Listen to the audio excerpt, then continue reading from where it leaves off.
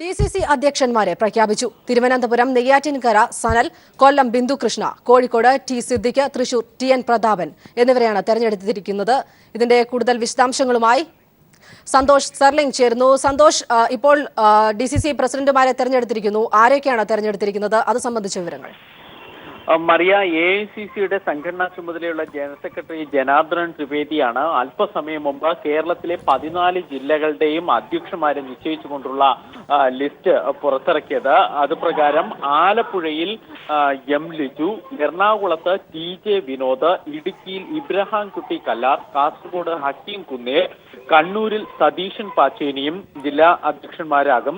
കൊല്ലത്താണ് ഏക വനിതാ അധ്യക്ഷ സ്ഥാനത്തേക്ക് നിശ്ചയിച്ചിരിക്കുന്നത്. ബിന്ദു കൃഷ്ണയാണ് കൊല്ലത്തെ അധ്യക്ഷ.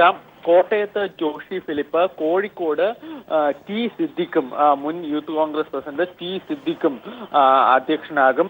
മലപ്പുറത്ത് BV പ്രകാശ്, പാലക്കാട് VK ശ്രീകണ്ഠൻ, പത്തനംതിട്ട ബാബു ജോർജും അധ്യക്ഷന്മാരാകുമ്പോൾ തൃശ്ശൂരിലാണ് വലിയൊരു മാറ്റം കാണുന്നത്. തൃശ്ശൂരിൽ BM സുധീരന്റെ തന്നെ വലങ്കയായി അറിയപ്പെടുന്ന മുൻ MLA TN പ്രതാപനാണ് അധ്യക്ഷ സ്ഥാനത്തേക്ക്. നേരത്തെ I ഗ്രൂപ്പ് ആയിരുന്നു തൃശ്ശൂരിൽ ഭരിച്ചിരുന്നത്. കരുണാകരന്റെ കാലം മുതൽ അങ്ങനെയായിരുന്നു. അതിലാണ് ഇപ്പോൾ മാറ്റം വന്നുകൊണ്ട് BM സുധീരനൊപ്പമുള്ള TN പ്രതാപൻ MLAക്ക് അധ്യക്ഷ സ്ഥാനം ലഭിച്ചിരിക്കുന്നത്. തിരുവനന്തപുരത്ത് നെയ്യാറ്റിൻകര സനൽ അധ്യക്ഷനാകും. വയനാട് IC ബാലകൃഷ്ണൻ MLA ആണ് ഇപ്പോൾ, അദ്ദേഹവും അധ്യക്ഷനാകും.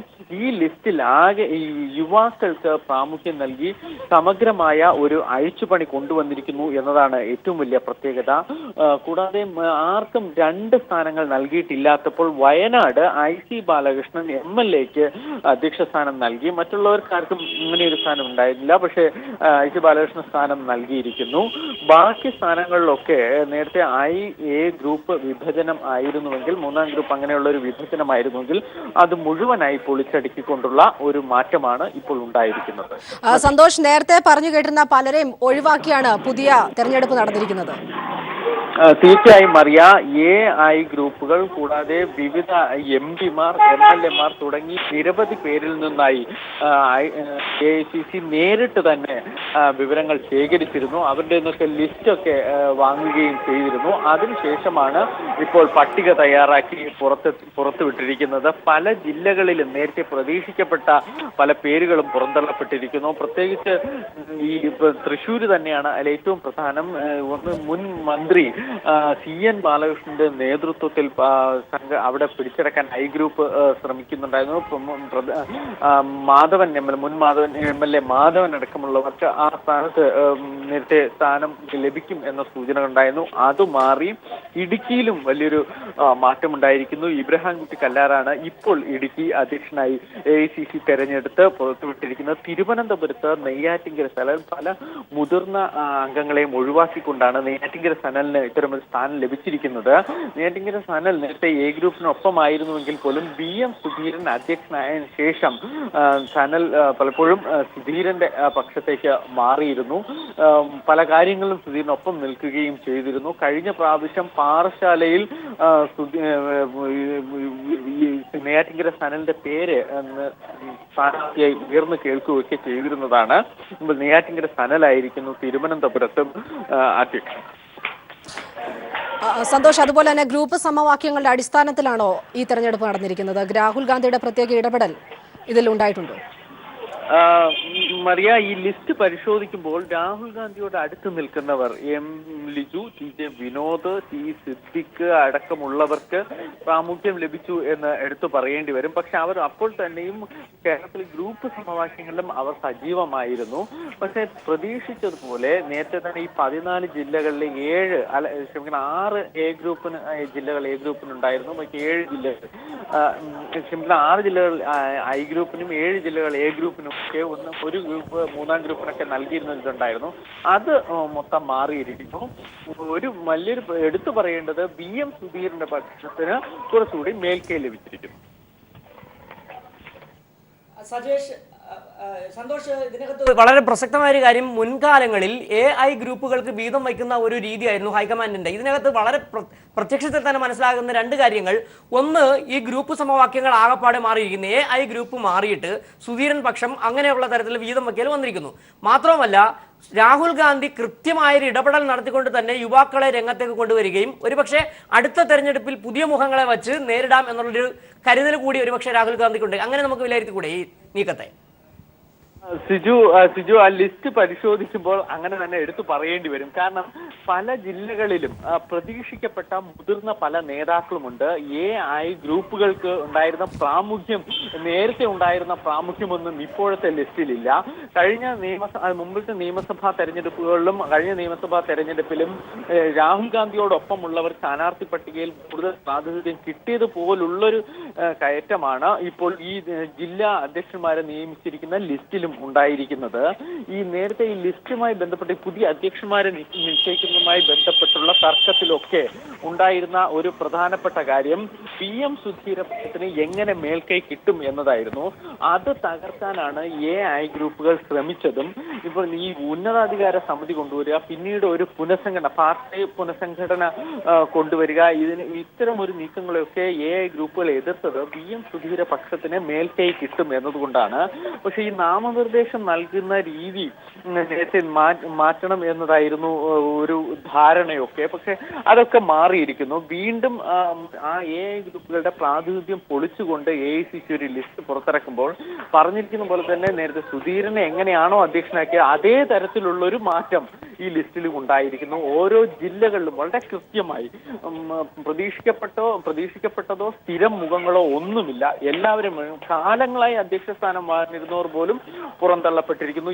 ഈ സിദ്ദിഖിനെ പോലുള്ളവർ കോഴിക്കോട് അധ്യക്ഷരായി വരുമ്പോൾ ഉണ്ടാകുന്ന ഒരു പ്രശ്നം, സിദ്ദിഖിന് എത്രത്തോളം ആ ജില്ല ഇനി കൈകാര്യം ചെയ്യാൻ വരും എന്നൊരു പലരും ആലപ്പുഴയിൽ ലിജു അവരൊക്കെ മറ്റുള്ളവർ എങ്ങനെ അംഗീകരിക്കും എന്നൊരു പ്രശ്നവും മറ്റതുണ്ട്. പക്ഷെ എന്നാൽ പോലും നേരത്തെ ഉണ്ടായിരുന്ന പല മുതിർന്നവരും അല്ലെങ്കിൽ AI ഗ്രൂപ്പുകളുടെ ഒക്കെ പ്രാതിനിധ്യത്തിൽ ഉയർന്നു നിന്ന പല പേരുകളും പുറന്തള്ളപ്പെട്ടു പോയി. സന്തോഷ്, വളരെ പട്ടികയിൽ ആദ്യം തന്നെ വ്യക്തമാകുന്നത് പറഞ്ഞു കേട്ടിരുന്ന പല പേരുകളും ഒഴിവാകുന്നു, അപ്രസക്തരായിരുന്ന പലരും പെട്ടെന്ന് പട്ടികയിലേക്ക് കടന്നു വരികയും ചെയ്യുന്നു.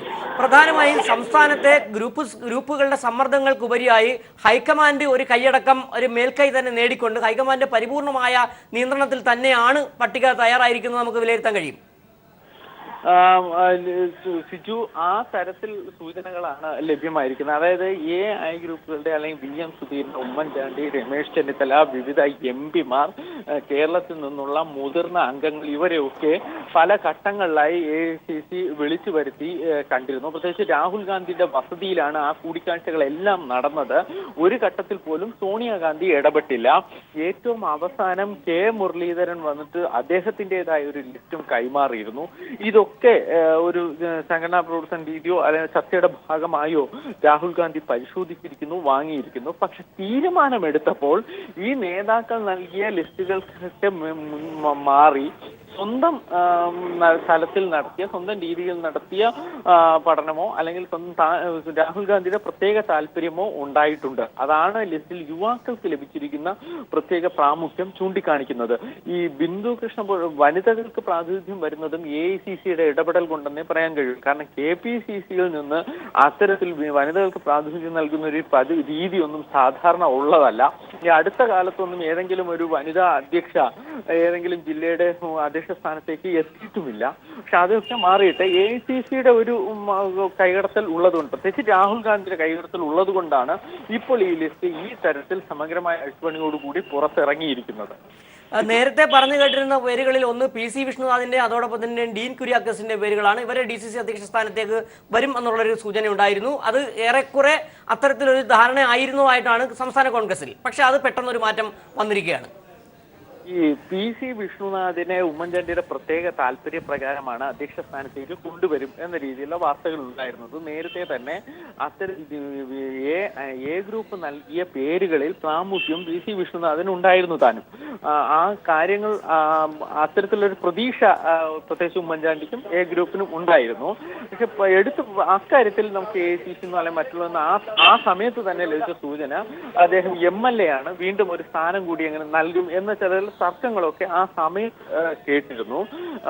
മറ്റൊരു ഡീൻ കുര്യാക്കോസിന്റെ കാര്യത്തിൽ ഒരിക്കൽ പല തവണ പാർട്ടി സീറ്റ് നൽകിയിട്ടുണ്ട്, പാർലമെന്ററി രംഗത്ത് മത്സരിക്കാനൊക്കെ സീറ്റ് നൽകിയിട്ടുണ്ട്. ഡീൻ കുര്യാക്കോസ് തന്നെ സ്വന്തം നിലയിലൊക്കെ ശ്രമിക്കുകയൊക്കെ ചെയ്തിരുന്നതുമാണ് ഇടുക്കിയിൽ. പക്ഷെ അതിനേക്കാൾ ഏറെ തൃശ്ശൂരുടെ പ്രാധാന്യം ഇബ്രാഹിംകുട്ടി കല്ലാറിനാണ് എന്ന് ACC കണ്ടിരിക്കുന്നു. PC വിഷ്ണുനാഥിന് MLA ആണ്, ഒരേ സമയം 2 സ്ഥാനം വേണ്ടെന്നൊക്കെ പറഞ്ഞിട്ട് അന്ന് ഒരു തർക്കത്തിന്റെ സൂചനകൾ ഉയർന്നിരുന്നത് തള്ളുകയും ചെയ്തു. പക്ഷേ അതേസമയം തന്നെ വയനാട് MLA ആയിരിക്കുന്ന IC ബാലകൃഷ്ണൻ അധ്യക്ഷനുമാക്കിയിട്ടുണ്ട്. സന്തോഷ്, ഒരുപക്ഷെ പണ്ട് യൂത്ത് കോൺഗ്രസിന്റെ നേതാക്കൾ തന്നെ പല ഘട്ടങ്ങളിൽ പറഞ്ഞിട്ടുണ്ട്, കടൽക്കിഴവന്മാരെ ഒഴിവാക്കിക്കൊണ്ട് പുതിയ യുവാക്കളെ നേതൃത്വത്തിലേക്ക് കൊണ്ടുവരണമെന്ന തരത്തിലേക്ക് ആവശ്യങ്ങൾ അവർ തന്നെ ഉന്നയിച്ചിരുന്നു. അത്തരത്തിൽ നമുക്ക് ഇനി സംസ്ഥാന കോൺഗ്രസിനെ നയിക്കാൻ കടൽക്കിഴവന്മാർക്ക് കഴിയില്ല എന്നൊരു സൂചന കൂടി രാഹുൽ ഗാന്ധിയും കോൺഗ്രസ് ഹൈക്കമാൻഡും നൽകുന്നില്ലേ? സിജു, ഈ VM സുധീരനെ അധ്യക്ഷനാക്കിയത് മുതൽ അത്തരത്തിലുള്ള കൃത്യമായ സൂചന അല്ലെങ്കിൽ അത്തരത്തിലുള്ള കൃത്യമായ പഠനം തന്നെയാണ് രാഹുൽ ഗാന്ധിക്ക് ഉണ്ടായിരുന്നത്. രാഹുൽ ഗാന്ധി അത് പലപ്പോഴും തുറന്നു പറയുകയും നേതാക്കന്മാരോട് തുറന്നു പറയുകയൊക്കെ ചെയ്തത് യുവനിരയ്ക്ക് പ്രാതിനിധ്യം വരിക.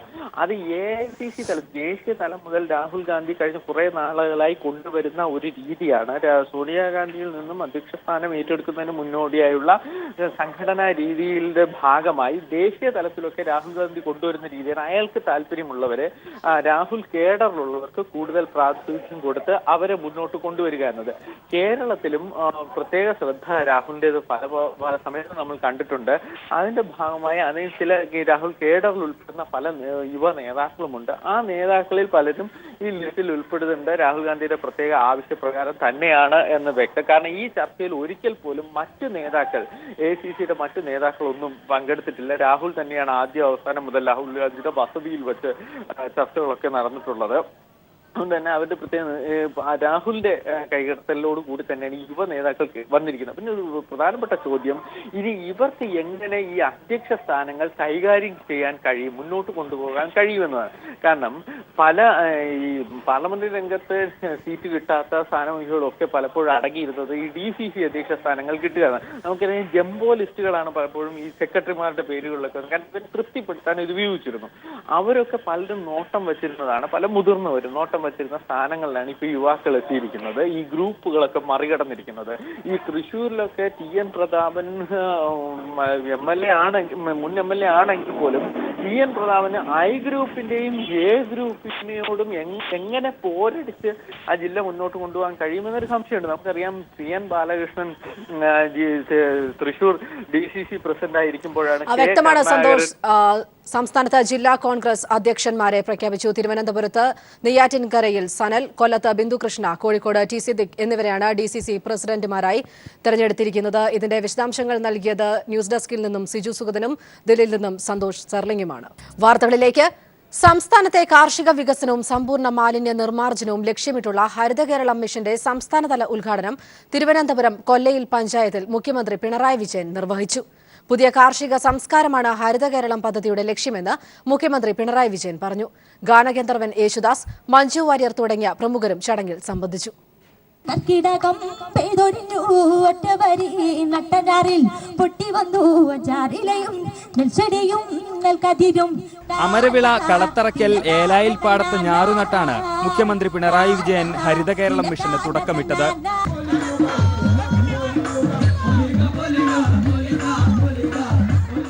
നാടിനെ എല്ലാ നന്മകളോടെയും വരും തലമുറയ്ക്ക് കൈമാറാനാകണമെന്ന് മിഷന്റെ ഉദ്ഘാടനം നിർവഹിച്ച മുഖ്യമന്ത്രി പറഞ്ഞു. എല്ലാ വിഭാഗം ജനങ്ങളും പങ്കുവഹിച്ചുകൊണ്ട് പൂർത്തിയാക്കേണ്ട ഒരു മിഷനാണ്. നമ്മുടെ നാട്ടിലെ കുഞ്ഞുങ്ങൾ മുതൽ പ്രായമുള്ളവർ വരെ എല്ലാവരും ഇതിൽ പങ്കുവഹിക്കേണ്ടതായിട്ടുണ്ട്. അപ്പോൾ നവകേരള മിഷൻ എന്ന് പറയുന്നത് ഒരു സർക്കാർ പദ്ധതിയല്ല. സർക്കാർ ഒരു കാര്യം പറയുന്നു എന്ന് മാത്രം, നമ്മളെല്ലാവരും കൂടിയാണ് നടപ്പാക്കേണ്ടത്. നാടിന്റെ നവീകരണത്തിനായുള്ള പ്രവർത്തനങ്ങൾക്കായി എല്ലാവരും ഒന്നിക്കണമെന്നും മുഖ്യമന്ത്രി ആവശ്യപ്പെട്ടു. മിഷന്റെ അംബാസിഡറായ ഗാനഗന്ധർവൻ യേശുദാസ് ചടങ്ങിൽ ഹരിതഗീതം ആലപിച്ചു.